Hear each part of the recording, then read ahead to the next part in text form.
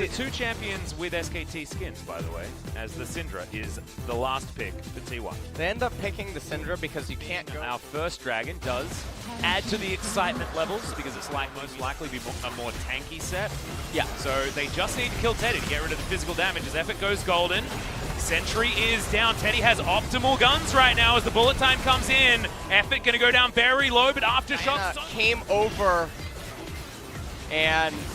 Bono, okay. Teddy going to be put into the Cataclysm. Bono's pretty tanky right now as Tucson taking a lot of damage, takes the Lantern, but Bono once again going to be dead. Golden is Tucson and so on. Looks for the perfect execution, but gets face broken and can't actually complete.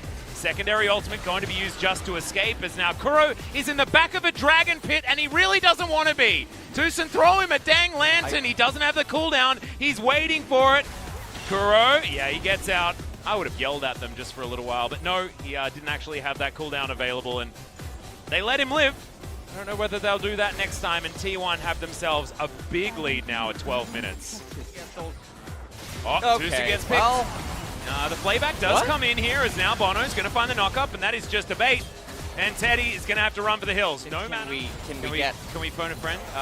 Producers, if you're listening, if you could just write it on our screen. What happened here is, oh my goodness, just walked into a hook. Teddy gets a free kill onto aiming, and that was special delivery. Kuro's also here. What is Kuro doing? Not entirely sure, to be honest, LS. This is bad news bears. He yells events. Yeah, I don't really know how to describe. If you believe, then things can be good as Teddy, finds the stun, Calibrum and Gravitum. The lockdown effort, going for the steal. We'll see whether he can, as he has actually bullied the rest of T1 out of the way. Eventually, Cataclysm does come down as there it is, Bono going to dash straight back in as the perfect execution will help grab one of the kills, but now T1's here. Haymaker comes down, Kuro once again going to die as Kaz misses the Q, and now Aiming's looking for the damage, but there's the scat of the week from Faker, locks him down. Moonlight Vigil going to be flashed from Aiming and does keep him alive. T1, I think, took Shirley. Or did that? This game is a hot mess. Yeah, Atlas, man. this is... Am I slow? Time is going to be taken here by Kaz on T1's side, and they have basically full map control. 18.5 minutes into this game, a 4,000 gold lead. Just got really random. Bringing over the bottom lane, I mean, Kana, he's going to try to superplex and get away here, and he's going to succeed. Yep. That's, he's in the mid lane. And T1 Teddy are just in such a commanding position right now in this game. You look at the CS gaps now in mid lane. It's currently a 45 CS advantage. T1, they will be threatening in 5 minutes. An Infernal Soul. Then the other thing to consider is base levels. You have one in mid lane. You have two in 80. Gonna have to use the heal as Bono dives in, but Teddy's turned it around. Look at the chakrams and the massive damage that came out as the dredge line for effort, but straight into the wall, finds the depth charge onto Tucson, but he's got the stone plate, wanting to stay here for as long as possible and buy time, but he's instead just gonna go straight to the death chamber as Kuro gets on top of Kuz, the face breaker from Kana, as he suplexes Kuro right into the back line, and the haymaker for an instant double kill as he picks up the Jarvan as well. So on, gonna be running for the hills, aiming, no front line left to deal with, and this should be a very comfortable battle. Diana, they have base levels, they have item advantages. He's had several engages where there is absolutely no way his teammate... the turret, if it hits someone, it tags. There it is, Moonlight Vigil does come down. What are you Bono doing? Diving into the back line. He presses his button on the Lantern, but he's unable to actually save himself as Unleashed Power will follow you. And this has not been the game for Bono so far. I didn't even notice him going in because it was so weird that he decided to. And I was talking about a failure, so it required all of my brain in order to do that. As the hook goes wide there from Tushin, but honestly, there is nothing the rest of KT can do. This has been Bono not quite having the game in him today. And Kuro also with some questionable decisions, but was certainly had. As that inner turret that we were talking about, that wave. Oh, in he goes again. Here we go. Goes Golden, does Faker, he will keep himself alive, uses the heal as well just to make sure he's going to be all right. As Teddy switches to Sever and keeps himself alive there. Don't know whether it was entirely necessary. As so on goes Golden, and Cuz will pick up the kill. Just couldn't quite get there. Got almost every summoner spell that was defensive out of T1.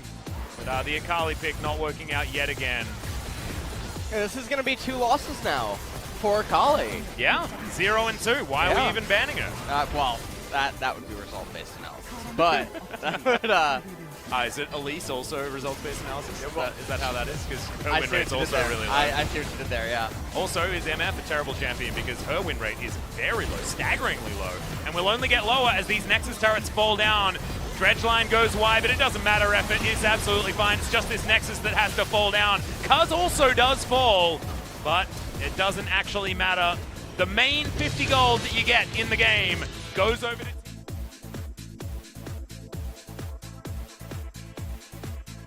This time playing it over in the LPL, but a region where there were certainly a lot of very skilled Zoe players.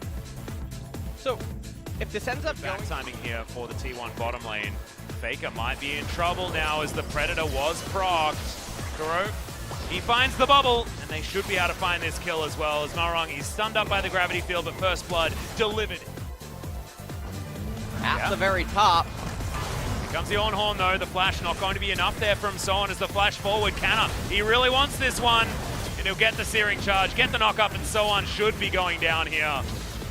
Tucson, he's going to come in, looks for Cuz, does have a fair few minions as Malrong's making his way up as well. The Grey Health going to be utilized. Now Malrong, he picks up a Chaos Storm and Tucson has to flash to get the heck out of there. Cuz grabs the last axe, and that is going to be the one to put... Via the Abyssal Mask, so there's a lot of stuff going on here. So on.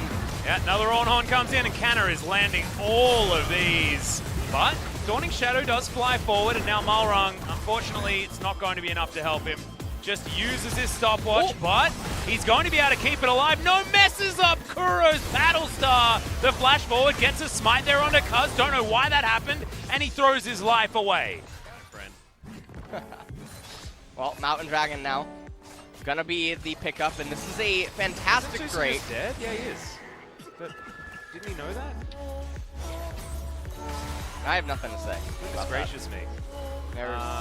Aiming misses the cannon, but Effort picks up some plates. I think Aiming is now dead as well. He doesn't have flash available, tries to heal, but... Flash Undertow is going to do it. Effort with the Battle Dance and the Grand Entrance just guarantees that he was referring to Aiming. Yep. I think that was him trying to... Accelerated Olaf. Moving towards, I believe, his Black Cleaver as item number 2. Synergizes well with an 80 carry with a 50-odd CS lead. Teleport now towards the bottom side to try and salvage anything as Tucson's just going to eat the on so that he can't move back the ram. And that's a party cast because this was a Canna that was definitely already dead. KT do manage to successfully dive this one out. Malrong, he was tanking the turret very nicely, and it's a good dive, but what are you losing elsewhere? And the answer is the majority. You're losing so much, as well as the changes that have happened in Season 10 with shared experience. All of the champions being in that close proximity, sharing the XP on the minions that are dying, they end up getting... Yeah, right. They already have one Mountain Drake. Oh, so that's bad. You're right. But that's all right. That's okay. There's only a graphic on the screen that's supposed to help me with that, but, you know, I'm getting on in years. Well, we're also getting on in this game as Sohan's getting Chaos Stormed, and this is a 2 versus... On the Gragas, and... There's nothing, there's no healing to prevent, there's no 69 magic resistance, and anytime the opponent is above 38 MR. Ability of being able to be more maneuverable, but we got 5 minutes until that Cloud Soul is going to be there for T1. Everybody else turns up, you can see Xayah wanting to get some control vision in here, going 1 versus 2, as Tucson going down extremely low. The Grand Entrance not going to find Malrong, but the quickness, no, not able to get it, but Teddy will find that last auto as Aiming not knocked up by the ram, and Cuz still sitting at very, very low health, but as his attack speed increases, oh my god, Aiming one more auto, the Feather Storm comes forward, but Aiming's able... Comes in at a range. Yep. And so it wouldn't be that bad. That would actually be a better ornament in terms of stats than the Black Cleaver. I think it's incredible. Yeah, I think that actually, you know what? Kana might not have built perfectly great on Ornn, but if Cuz does build the Abyssal Mask here on Olaf, I think I'm gonna I think that's having a fine great time already. Yeah. Having a great time already. I'm giving him the MVP just for that, as there's the double knock-up on the Ornhorn. Tucson has to devour aiming very early in this fight, and so on. No one to get him out of trouble because of it. Chaos Storm does come in. And Kuro chunked to about half, as now Faker's just pushing it underneath this turret. Another Death Ray flying forward, the minions taxiing on in. Teddy will get snared.